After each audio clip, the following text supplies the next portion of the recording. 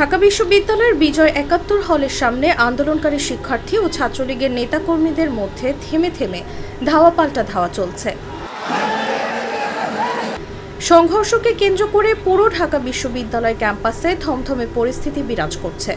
সোমবার বিকেল ৩টার দিকে সংঘর্ষ শুরু হয়। এই প্রতিবেদন লেখার সময় পর্যন্ত থেমে থেমে ধাওয়া পাল্টা ধাওয়া চলছে। শুরুতে বিজয় ৭১ হল ছাত্রলীগের নেতাকর্মীরা সংঘর্ষে অংশ নিলেও পরে সব হল ছাত্রলীগের নেতাকর্মীরা যোগ দেন।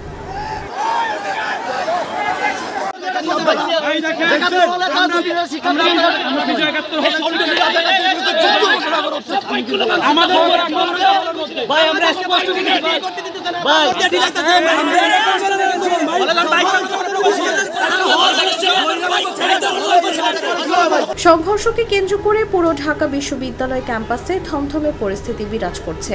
বিজয় ৭১ হলে ছাত্রলীগ শিক্ষার্থী সংঘর্ষে এখন পর্যন্ত ১৪ জন আহত হয়েছেন। তাদের ঢাকা মেডিকেল কলেজ হাসপাতালের জরুরি বিভাগে চিকিৎসা দেওয়া হচ্ছে।